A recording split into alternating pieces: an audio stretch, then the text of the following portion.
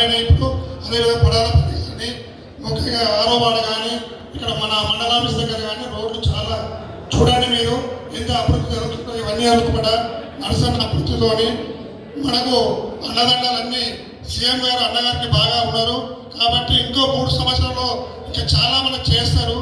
ఏ ఒక్క అవసరం కావాలన్నా మన హౌసింగ్ కానీ నిన్ననే హౌసింగ్ ఇట్లా మనము చాలా మందికి లబ్ధిదారులకు ఇల్లు ఇవ్వడం జరిగింది. అదేవిధంగా మార్చిలో ఇట్లా మళ్ళీ వస్తాయి ఆ విధంగా పంచడం జరుగుతుంది. అసలు చెట్ల మీద మనం ఒకటే తల్లి ఇంతకుముందు కొత్త సంవత్సరం చేసి అన్ని చూసినాం, టీఆర్ఎస్ చేసినాయి. ఇప్పుడు మనము ఏం చేస్తాము, మనం ఒకరికి ముగ్గురు ప్రతి ఇంట్లో కలిసికట్టుగా మనం అందరం ఎంతమంది వచ్చామో అంతమందిగా కలిసికట్టుగా అన్ని వార్డులు 16 వార్డులు మనం కాంగ్రెస్ జెండా ఎగించుకోవాలమ్మా. దానివల్ల మనకి ఏం పని అవుతుందో మీకు తెలుసు, ఆడవాళ్ళకు బాగా తెలుసు, మనకు చెప్పడానికి అవసరం లేదు. కరెంటు బిల్లు కానీ బస్సు కానీ గ్యాస్ కానీ ఇంకా ఎన్నో ఉన్నాయి, చెప్పుకుంటూ పోతే ఇంకా కొన్ని వచ్చేటికి మనకు ఉన్నాయి. ఆ పెద్దలు చెప్తున్న వాళ్ళు మనకు కొన్ని మనకు ఉన్నాయి కాబట్టి దానిలో ఏం లేదమ్మా. మనం ఒకటే లక్ష్యం చేసుకొని వీళ్ళు వచ్చి చెప్పినాం కాకుండా 16 వార్డులకు మన వైస్ చైర్మన్ చెప్పినట్టు 16 వార్డులు మన కాంగ్రెస్ జెండా ఎగరేయాలి. ఇది ముఖ్యంగా పెట్టుకొని మనం పనిచేయాలమ్మా. మీ అందరికీ నమస్కారం, థ్యాంక్ యూ. మన చిన్న విషయం అన్నా బంగారం దుర్గారెడ్డి గారు వేదిక మీద రావాలి.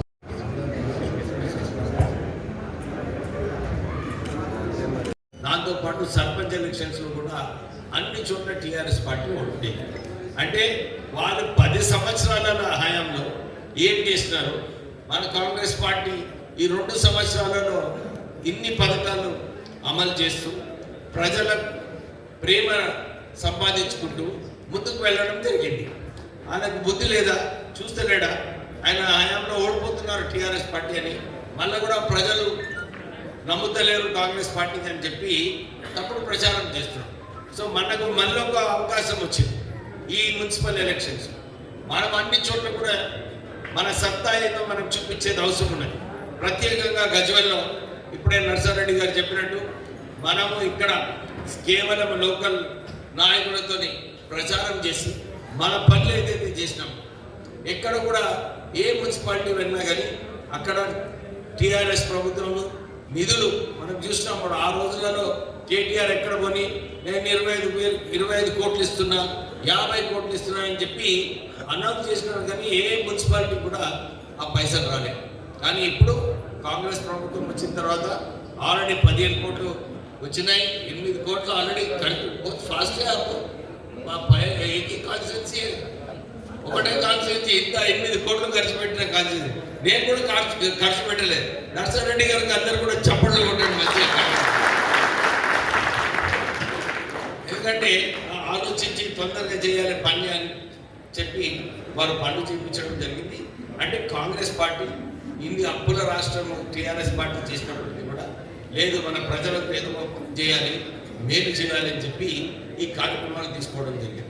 మీరందరూ కూడా మళ్ళీ ఈ సంవత్సరం 3500 ఇందిరమ్మ ఇల్లులు వస్తాయి.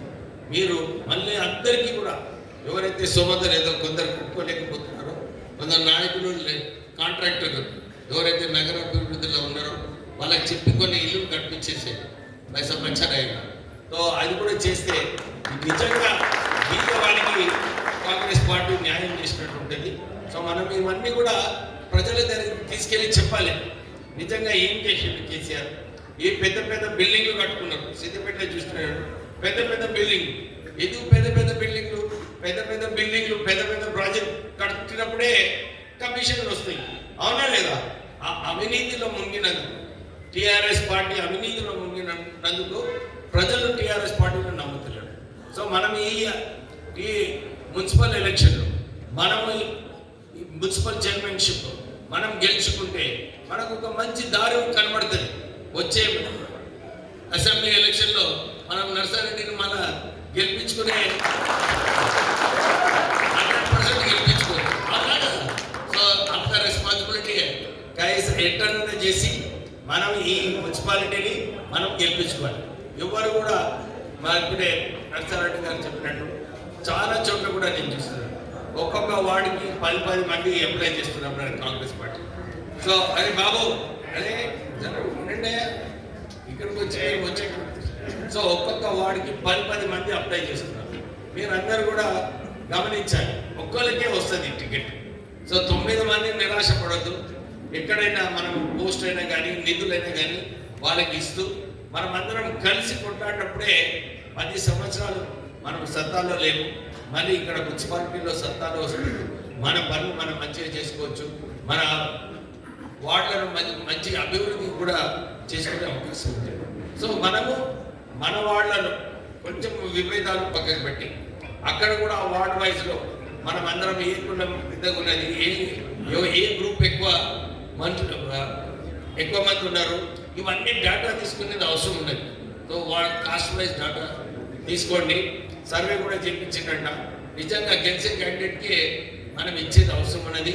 మన పార్టీలో పనిచేస్తున్నందుకు మనకు గెలిపిస్తున్నాము అని చెప్పి మనం మంచి క్యాండిడేట్ని సెలెక్ట్ చేసుకొని డెఫినెట్లీ ఈ మున్సిపాలిటీని గెలిపించుకునే బాధ్యత మనందరికీ ఉంది.